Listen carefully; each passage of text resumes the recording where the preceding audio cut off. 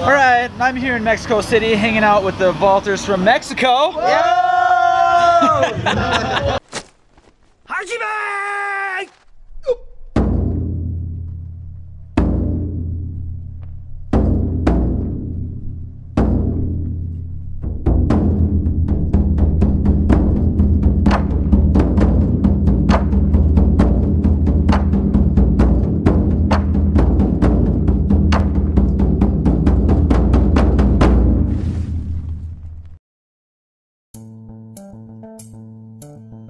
I haven't made a vlog in a while. I don't even remember if I know how to do this. What did I do? So, where have you been? It's been a month since your last vlog, Shawn. Well, I'll be 100% honest with you. Because I seem to say that all the time in all these vlogs. But 11 months of training and pole vault really takes it out of you. It's mentally and physically exhausting. Try this. Have you ever tried to eat the same food for an extended amount of time? I hate carrots. If I have to eat another carrot, I will die! Pole vault kind of does the same thing. It's kind of like eating too many carrots, I guess. And this all happened just because summer didn't really go as I planned with sprained ankles and inconsistent training because of sprained ankles and trying some new stuff this summer like a rollover cycle, and it just got to be too much. I think it wore me out mentally first, and when you're worn out mentally, then your body kind of takes its toll. And when you're not having fun, everything just sucks. So with all that mental stuff that wasn't working, it takes its toll not just on me and my training, but the vlogs. I think they're just not as fun. So instead of making crummy, crappy vlogs, I just was like, I don't feel creative enough to make one. Because I don't want to look at myself that long. And so I just don't. I'm like, maybe next week. Maybe next week. Maybe next week. All of a sudden it's been 4 weeks and I'm sorry. I'm really sorry. So after the meet in New Jersey, I just stopped training because I was like, I need at least 4 weeks, maybe even 6, just to get back to homeostasis to start over again. And if I train all the way through August and I need to start like the 1st or 2nd week of September, that's not going to be enough time, and then my whole next season is just going to be toast before it even starts. So I stopped training after New Jersey, and I'll talk about that in the next vlog, because this one is the Mexico vlog. And the good news is, I feel creative again. My phone went off in the middle of vlogging. No! Look what I put on the wall right there. So, anyways, I'm all fired up. Team Hoot is back and has been called back into action. To start training again and make vlogs and do all the other fun stuff you guys have come to expect from me. Because training starts tomorrow, which tomorrow is Monday. And I don't know when this will be up, so it might not be tomorrow. I might be talking about tomorrow, but it might actually be in the past.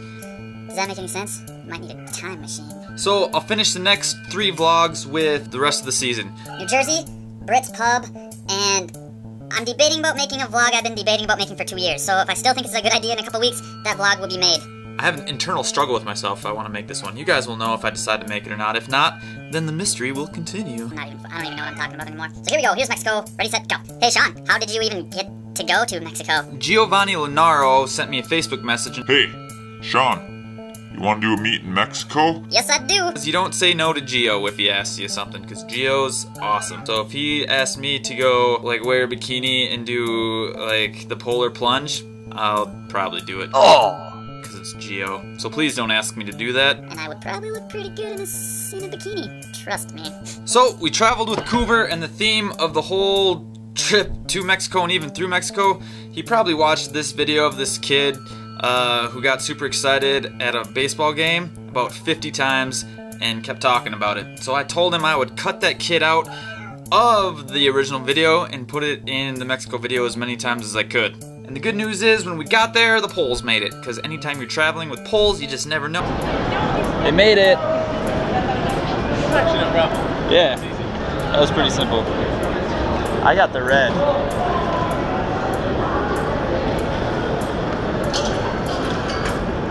As we get to the hotel, we find out that our hotel is actually this this super old building. I can't remember what century. It's either the 15th, 16th, or 17th century. I'm giving myself a window of 300 years. So then they all invited us to dinner, the meat promoters, and we sat down, and he just goes, "This is the first street vault in Mexico history ever." I really want to pump up pole vault in Mexico, because it's been kind of declining the last bunch of years. they have to do it by getting people to pole vault, really. And the hardest thing is they don't have the numbers. They maybe had like 15 to 20 Mexican pole vaulters, and they want, obviously, more, because there's clubs in the United States that has 15 to 20. And this is a whole country of Mexico, so they need more. The coolest part was they asked us to do it. I don't know how we're supposed to pump it up, but I took that as a huge honor just to be a part of that. This meet is way bigger than us. This is just really, really cool. And we need to do whatever we can just to promote this and pump it up. But that was in the back of my head the whole rest of the trip. The next day, they took us to pre-meet in this park. And the park was awesome. They had like parkour stuff in there and like agility ladder made out of logs. And they had a running track for like 100 meters, which was on like baseball dirt. It was pretty cool. The elite women that we warmed up and pre-meeted with were Allie Kressel, Megan Jamerson, Allison Stocky, Demira Planell. I'm really bad at pronouncing names and sometimes reading. Jocelyn Villegas, Olympia Villalobos. Sorry, I'm so sorry. And the guys were Coover, Lazaro Borgs, Dustin DeLeo, me, Shawn Francis, Victor Castelliro, Victor. I'm just gonna call you Victor. Your last name's hard for me to say. Yankier Lara. Lira. Giovanni Hernandez, and oh my gosh, I did not write this in eligible writing. Guillermo Silva. Sorry, I'm so sorry. I should have wrote it better. Look how I wrote that down. That's impossible for me to read. It's my own handwriting.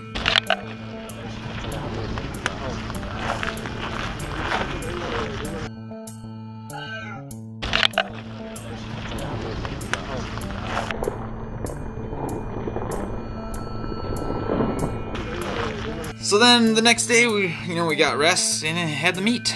And it was awesome. It was one of the best meets I've ever been to. I can't believe it was their first one. They look like they've been doing this for like 30 years or something because there were cameras everywhere. Big cameras and GoPros in the box and drones flying all over the places. Catching us, and it was the most fun environment because there was all these people. If there's 15 pole vaulters in all of Mexico, which we kept being told, and there are a couple hundred people out there watching the pole vault who have never probably even seen the pole vault, are freaking out because people are flying off of a stick. I would get done jumping and I would high-five old guys and then his son and then his wife, and then if I had a bad jump or maybe I didn't even swing it up, the guy would go, high-five me, high-five me! to high-five me on my bad jumps. And it kept the pressure down, kept it really fun, you know? So I had a blast. So Shawn, how did your meet go? My meet was tough to swallow, let's say this. At 5:20, I had a blow through on my 15.5 pole. I don't have any footage of this because I just don't. If you want to see video, I will post videos from the official meet videos and you guys should watch. I'll talk about that later. But the first one was a blow through. Second one I had to go on my 15.0 flex, which is kind of that big pole that 50% of the time it works and 15% it doesn't.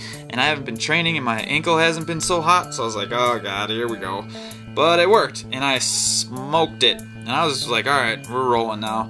And then at 5:30, I had a weird run. And then I had one where I was close but didn't swing it up. But just to stay in the meet, I passed a 5:40 to try and get into the prize money. And it was unsuccessful. And I was bummed out. Even though I had to start on the biggest pole in my bag, because I didn't even bring the 5-meter poles. So it was I don't know, it was alright. I was, like I said, I was super bummed out because it's 5:20. I'm not excited about 5:20 anymore. But that's okay. I mean, I feel better now. You should see me after the meet. This is not good. The next day, you know, we flew out, got to fly back home, and halfway to the airport, we got pulled over by Mexican police.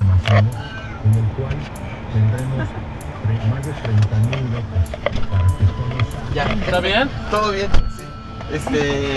What? ¿Qué traía ahí? He was just curious. He's like the guy at the airport, but he can pull you over and actually ask you. And I guess he just pulled us over to ask what was on top of the van, which is kind of cool. So I got that on tape. So I don't have a ton of footage from the meet because I can't film myself. It's just dang near impossible. So The closest thing I have is there are a bunch of videos made by the meet itself, and I'll put them in the description for you guys to check out. There's some really cool ones, and here's the deal. I have this crazy idea. Let's see if it works. I'm not really sure. You guys are the closest thing I had to a sponsor last year. When I was like, I'm running kind of low on some shirts and some training gear, you guys stepped up to the plate and sent me like 50 shirts. So now I have an abundance of t-shirts. I could wear one shirt every day for a year and still not wear them all. You guys did that. I don't have an agent either. And agents help you get into meets. But I have this idea that if people want to see you in a meet, you're going to get into a meet, whether you have an agent or not. If you guys want to try and be an agent, go to the videos in my description, type Team Hoot, or that you saw me, or that this meet looks awesome, and somehow link it back to Team Hoot or myself, and we'll see if I get into the meet next year. It might be kind of a cool idea, and if it works, then you guys are my sponsors and my agent, which is kind of awesome. If you guys do that, tag me or Team Hoot, screenshot it that you left a comment, and I will put all your names into a hat next week, and I will send you a signed poster from that meet. This is the last one I have. I'll do 3 winners. I'll give you my bib too that I wore, and I'll give you my bib from the New Jersey Beach Vault. I will send that off to you too. Because agents have to get some kind of payback, right? But I'm not making any money doing this. Alright, so like always, please subscribe to YouTube. We passed 1,000 subscribers. That is insane. And share these with your friends, like them, comment. I like comments because I get bored and sometimes I just like to respond to you guys. So do that too, it'll be really cool. Follow me on Instagram and Twitter. My name is Shawn Danger Hoot, because Danger is my middle name. Pretty clever what I did there. If you want some Team Hoot gear, Zazzle.com/Shawn Danger Hoot. I'm putting up some new stuff because I got inspired in New Jersey. But there's all sorts of cool stuff. There's a bunch of kids who have already gotten them and been competing in Team Hoot gear all summer. 2015, first day of training, starts tomorrow. I'm expecting to be sore, but it'll be worth it. Let me know how your training's starting up and going too. We're back, we're feeling creative again, and I'm sorry for the delay.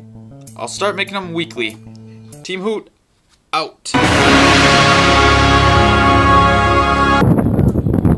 Here's a little thing about my mom. She doesn't work out. When's the last time you worked out? Never. She's one of those girls who's like, I don't like to sweat. she just comes up to me and goes, Teach me how to run. 25 pounds. Okay. Any tricks? Just run.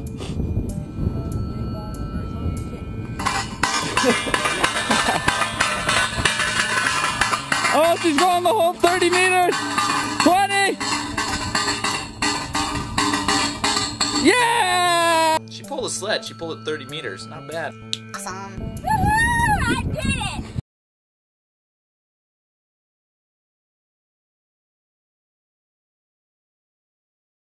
Oh!